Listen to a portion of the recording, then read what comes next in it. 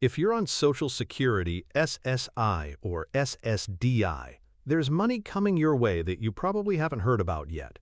And I'm not talking about your regular monthly check. I'm talking about actual boosts happening right now that could put hundreds of extra dollars in your pocket every single month. Here's why this matters. Nearly 500,000 recipients are already seeing higher payments this month. And there's a brand new proposal on the table that could give all 74 million Social Security beneficiaries an extra $200 every month for 6 straight months. That's $1,200 total if it passes. And it doesn't stop there.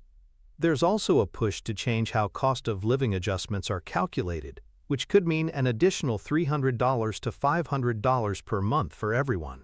I track every Social Security update directly from congressional proposals, SSA announcements, and state policy changes so you don't have to dig through confusing government documents.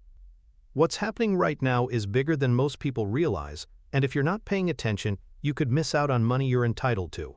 But before we get into who qualifies for what and when these payments arrive, there's one detail about January's payment schedule that's already causing confusion.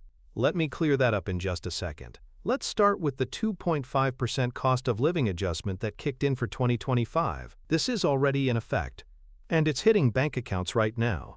If you're getting the average Social Security retirement benefit of around $1,900 a month, you're now receiving about $1,948. That's an extra $48 every month, or $576 over the year. For SSI recipients, the federal maximum went from $943 to $967, a $24 monthly increase.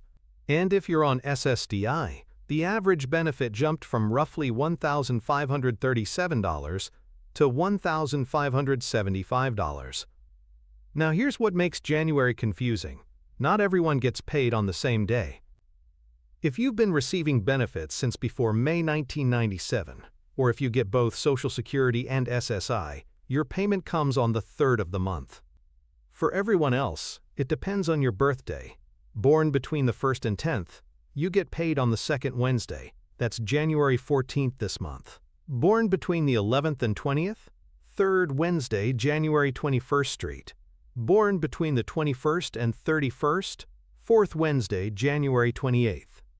SSI recipients already got their January payment on December 30th because January 1st was a federal holiday. Anytime your payment date falls on a weekend or holiday, the SSA moves it up to the last business day before. So if you saw money hit your account on December 30th and wondered why, that's your answer. Now let's talk about the big news. West Virginia just became the latest state to phase out income taxes on Social Security benefits. This affects nearly 500,000 people, retirees, SSDI recipients, survivor beneficiaries, and spousal benefit recipients. West Virginia lawmakers wrapped up a 3-year plan to eliminate this tax completely, which means those recipients are keeping more of what they're already receiving. They're not getting a bigger check from the SSA, but they're no longer losing a chunk to state taxes. This puts West Virginia in line with 41 other states that don't tax Social Security benefits. Only 9 states still do: Colorado, Connecticut, Minnesota, Montana, New Mexico, Rhode Island, Utah, Vermont, and West Virginia is now off that list. If you live in one of the remaining states, this is something worth pushing your state legislators on, because it makes a real difference in how far your money goes. But the boost that's getting the most attention right now is the proposed $200 monthly increase for all Social Security recipients. This is a temporary measure, 6 months, but it would apply to everyone. It doesn't matter if you're getting $500 a month or $5,251. Which is the maximum benefit for 2026. You'd get an extra $200 every month for 6 straight months. That's $1,200 total. Here's where this proposal stands. Democrats in Congress introduced it as a response to ongoing affordability struggles. Polling shows Americans are being squeezed on everything from groceries to housing, and seniors on fixed incomes are feeling it the worst. The bill has support from some Republicans too, because there's bipartisan recognition that people are struggling. But not all Republicans are on board, which means it's far from a done deal. The process works like this. The bill has to pass the House first, then move to the Senate for approval, and finally land on President Trump's desk for his signature. Right now, Republicans control Congress, so the vote could go either way. Some lawmakers argue seniors deserve this relief. Others say the country can't afford it. And that's where the frustration comes in. Billions of dollars get approved for foreign aid or other programs overnight, but a temporary boost for 74 million Americans who paid into the system their entire lives gets debated endlessly. Here's something else that's picking up steam: changing the formula used to calculate cost of living adjustments. Right now, the SSA uses the CPIW, which stands for the Consumer Price Index for urban wage earners and clerical workers. That metric tracks spending habits of working-age people, not retirees. It doesn't accurately reflect what seniors actually spend money on: healthcare, prescription drugs, housing costs, all of which rise faster than the general inflation rate. Lawmakers like Bernie Sanders, John Larson, Elizabeth Warren, and Sherrod Brown have been pushing to switch to the CPIE, which stands for the Consumer Price Index for the elderly. This index focuses specifically on senior spending patterns. If that change happens, analysts estimate it could increase monthly benefits by $300 to $500 for all recipients. That's not a one-time payment. That's a permanent adjustment to how COLAs are calculated going forward. Bernie Sanders actually reintroduced his Social Security Expansion Act a few months ago, which included this metric change along with other benefit increases. It was blocked by Senate leadership, who said it wasn't necessary right now. But here's the reality. Social Security discussions always heat up around election time, then go quiet once the votes are counted. Seniors get used as a talking point, promises get made, and then very little actually changes. It's a pattern that repeats every cycle. Let me break down what switching to CPIE would actually mean. Right now, when the SSA calculates your COLA, they're looking at inflation data that doesn't prioritize the things you spend the most on. If you're 70 years old, you're probably spending a much larger chunk of your income on medical care than someone who's 35. The CPIW doesn't account for that. The CPIE does. So a higher percentage of your budget going toward rising healthcare costs would finally be reflected in your annual increase. According to experts who've analyzed this, if CPIE had been in use over the past decade, beneficiaries would be receiving significantly more than they are today. We're talking thousands of dollars in cumulative differences. That's money that could have covered medication, paid utility bills, or just provided basic financial breathing room. Now let's get into the rest of January's payment schedule and what's coming for the full year. For Social Security retirement, survivor, and SSDI recipients, your payments follow that birthday schedule 1 mentioned earlier, January 14th, 21st, or 28th, depending on when you were born. This pattern repeats every month, always landing on the 2nd, 3rd, or 4th Wednesday. For SSI, things work a little differently. Your next payment is actually January 30th, but that's your February payment. Because February 1st falls on a weekend this year, the SSA moves it up. This happens several times throughout the year, and it can get confusing if you're not expecting it. Here's the full SSI schedule for 2026. January 30th is your February payment. February 26th is your March payment because March 1st lands on a weekend. Then April 1st, May 1st, June 1st, and July 1st all arrive on the 1st of the month. July 31st is your August payment. September 1st, October 1st, and October 30th. That's your November check, then December 1st. Finally, December 31st will be your January 2027 payment, since January 1st is always a federal holiday. If you're getting both Social Security and SSI, you'll receive 2 separate payments following their individual schedules. The COLA increase applies to both, but the amounts are calculated differently since SSI is needs-based and Social Security is tied to your work history. One thing that catches people off guard every year: Medicare premiums. If you're enrolled in Medicare Part B, your premium gets automatically deducted from your Social Security check. For 2025, the standard Part B premium is $185 per month, which is about $10 higher than last year. So while you're getting a COLA increase, part of it immediately goes toward covering that higher premium. For people with smaller checks, that $10 hike can wipe out a significant portion of the COLA. The SSA has a hold harmless rule that's supposed to protect you from having your Social Security payment reduced because of a premium increase, but it doesn't apply to everyone, only to people who are already enrolled in Part B and having the premium deducted.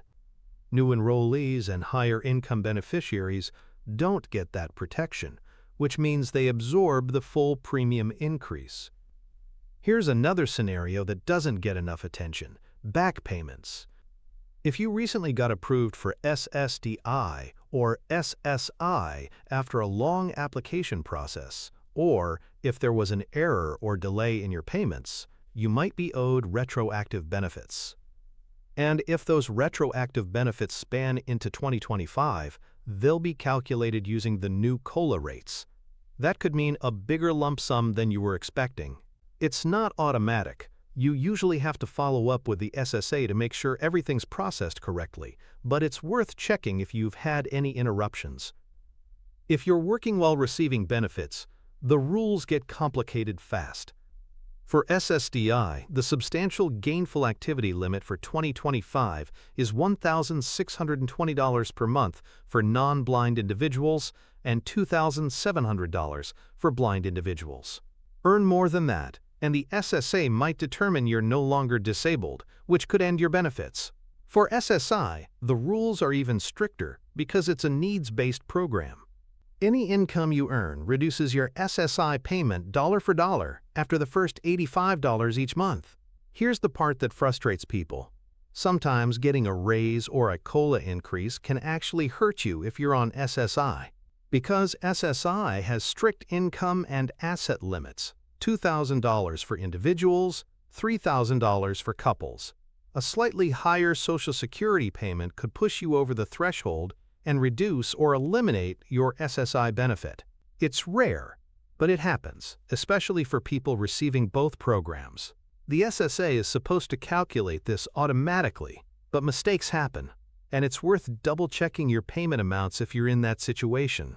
Here's the uncomfortable truth that nobody wants to say out loud. Even with all these increases and proposals, Social Security payments are barely keeping up with real-world expenses. The 2.5% COLA for 2025 is actually one of the smaller adjustments in recent years.